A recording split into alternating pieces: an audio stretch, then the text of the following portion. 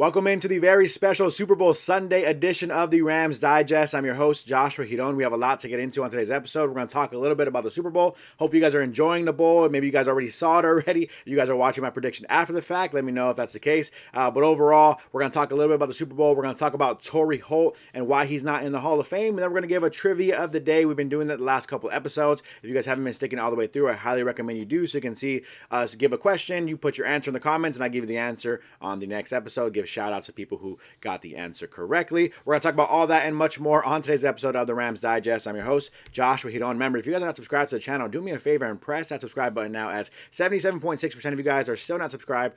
Do me a favor, press the subscribe button now. It doesn't cost you a thing, and that way you don't miss any daily Rams content here at the Rams Digest. Let's get into this first story here. It's going to get some Rams fans upset. Tory Holt, the Hall of Fame conversation. We have an article pulled up here of talking about why he isn't in the Hall of Fame and why it's BS and why he should be in the Hall of Fame. Now, you know, we can argue about these voters all day, every day. We can talk about why they are voting for or not voting for him to be in.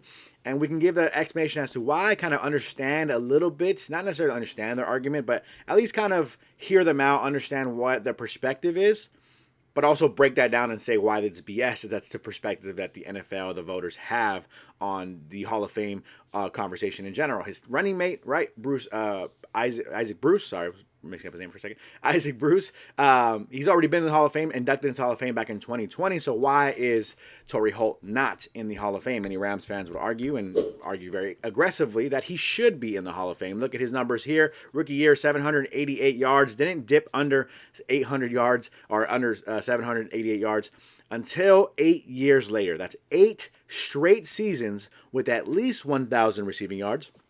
But if you look at his numbers here, 2 seasons in the next 4 years after his rookie season, he had almost 1,700 receiving yards in a time when the NFL was running the football a lot more, right? We always talk about nowadays, right, how much we pass the football, and all these numbers and these stats are a little bit kind of unfair because we just throw the ball so much more in today's NFL. Well, this was a time 20 years ago, over 20 years ago, that the NFL wasn't throwing the ball as much as they were now. Now, the style of offense and the way the Rams played specifically with Kurt Warner and all that is obviously a conversation to be had. But overall, that was not really super common to see nearly 1,700 yards every single year after year after year. All right, so multiple seasons of that in the early 2000s is kind of insane and kind of crazy impressive. We're going to break down why we think it is. Now, one reason why the NFL may not be voting for Tory Holt to be in the Hall of Fame is because his head coach, Mike Martz, has also said this.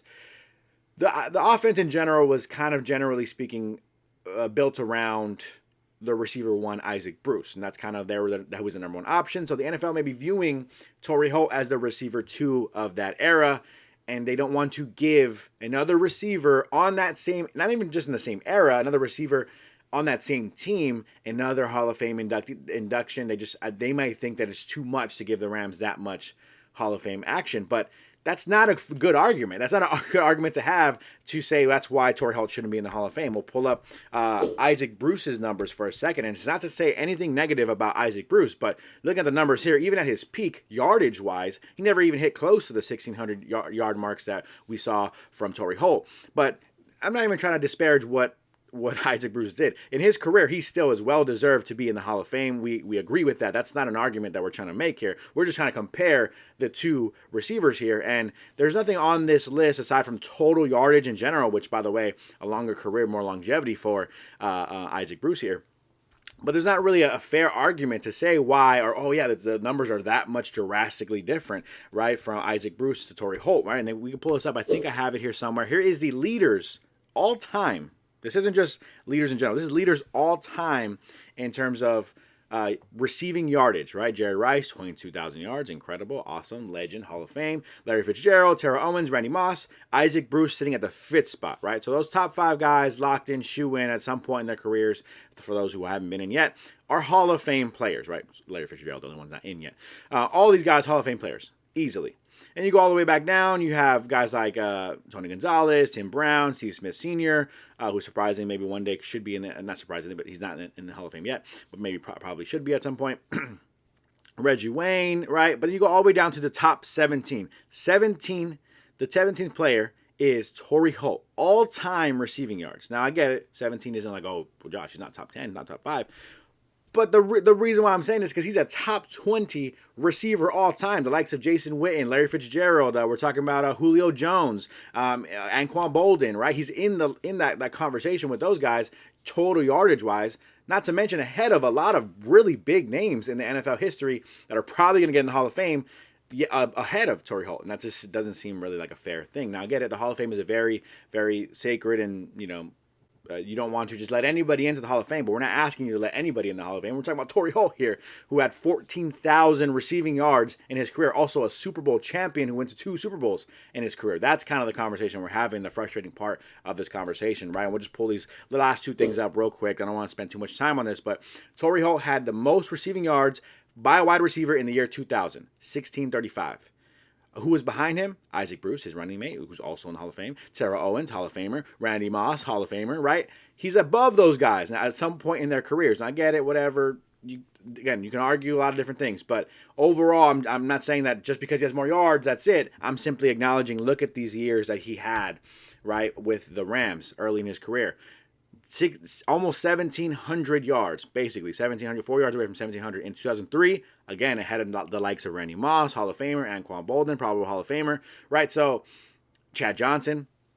So I'm not saying that, again, Tory Holt is he had more yards, so therefore he's in the Hall of Fame. I'm simply acknowledging, I get it. Randy Mosses of the world, the Anquan Boldens, the Chad Ochocinco's, the Randy Mosses, Larry Fitzgeralds, right? Those may be more, generally speaking, household names. And maybe they were always the receiver 1 options at all times or whatever it was in their careers. That doesn't mean that Tory Holt didn't put up the numbers, the Super Bowl championships, the team success to validate him being in the Hall of Fame. I think the issue is the NFL may feel like they give that Rams team, because they have an offensive lineman in the Hall of Fame, they have another receiver in the Hall of Fame, they have a quarterback in the Hall of Fame. So therefore, they don't want to give another player on that team more love and give another Hall of Fame induction from that same era, let alone the same team, right? They just don't want to give that extra credit. I think that's really what it is, and it's not really fair to Tory Holt specifically.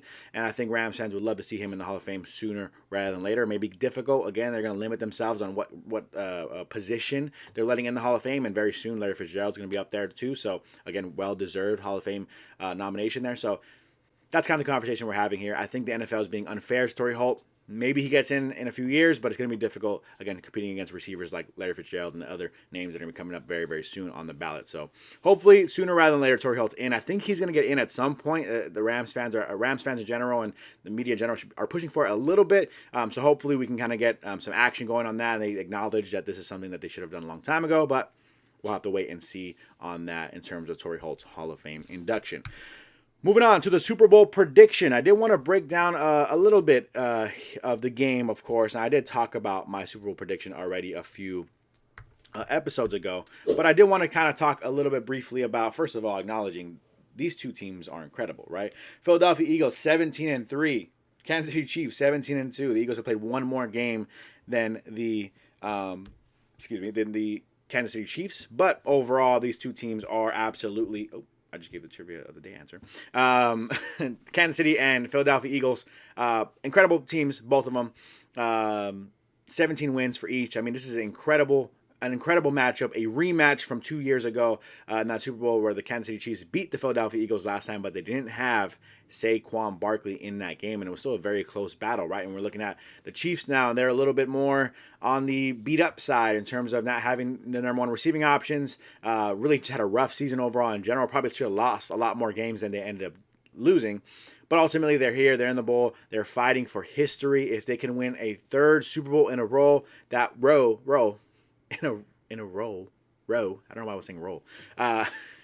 They can win their third Super Bowl in a row, then it's history, right? No one's ever done that before. Also, Patrick Mahomes would be sitting at 4 rings at his young age. We're also talking about if Mahomes loses this game, he would be 3-2, I think, in the Super Bowl, his Super Bowl career, or his career so far in the Super Bowl, which would hurt maybe his legacy in terms of him chasing the GOAT, Tom Brady, right? So a lot of things going into this game, weighing heavy. The Eagles, of course, wanting to win another Super Bowl, their first one since 2017, back when Nick Foles won the Super Bowl. And so just a lot here going on. It does feel like the Philadelphia Eagles are a very difficult team to beat. I don't know how Kansas City is going to slow down Saquon Barkley.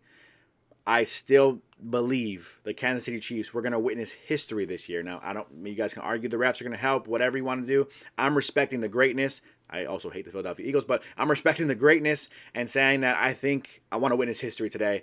I want to see the Kansas City Chiefs come out on top. Earlier in the week, I said 28-24 was the final score.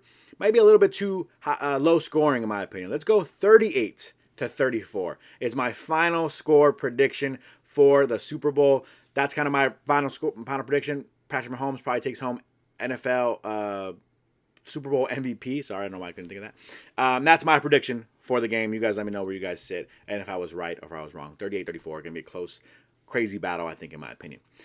Halftime show, real quick. Just want to break this down.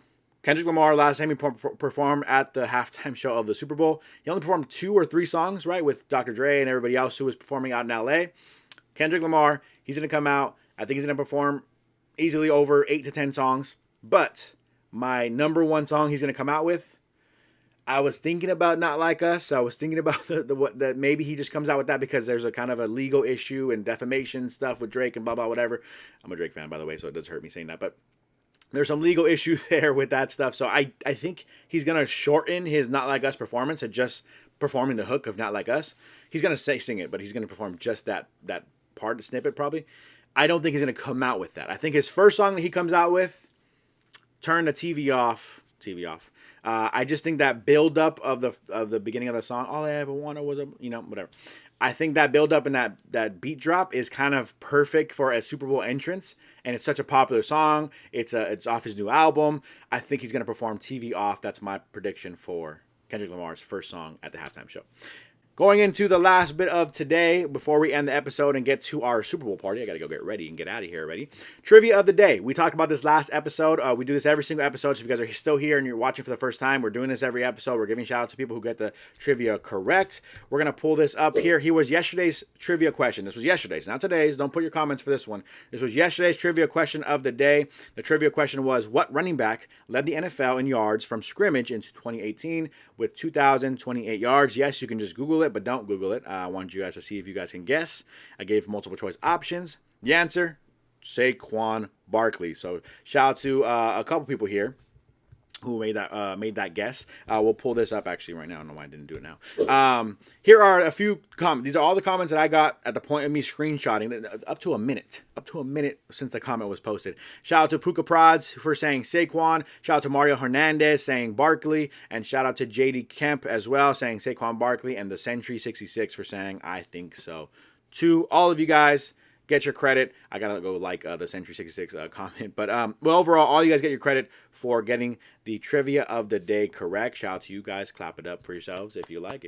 But we're gonna get the next trivia of the day. So if you guys haven't played this yet, we're gonna pull this up here. Here is the trivia question for today. Maybe an easy one, but I wanted to look for a Super Bowl connected one. So let's talk about this. With his 6th Super Bowl ring in 2018, Tom Brady surpassed what Hall of Famer for the most career Super Bowl victories? I'll give you guys about 10 seconds to think about it, ponder your answer here, and then I'll give you guys some multiple choice options. With his 6th Super Bowl ring in 2018, Tom Brady surpassed what Hall of Famer for the most career Super Bowl victories? If you guys know the answer, hit the comments right now. If you want the multiple choice, because you gave it about 10 seconds, didn't get it yet, here's the multiple choice options. Was it A, Jerome Bettis? Was it B, Jerry Rice? Was it C, Charles Haley? And was it D, Ty Law? You guys hit the comment section with your guesses below. Don't Google it. Play fair, right? Let's try to actually see if you get this trivia question correctly. Those were the multiple choice options, and we'll give you guys the answer and shout out people who got it correct on the next episode tomorrow. That's gonna do it for me on today's episode of the Rams Digest. I'm your host, Joshua Giron, and I am out.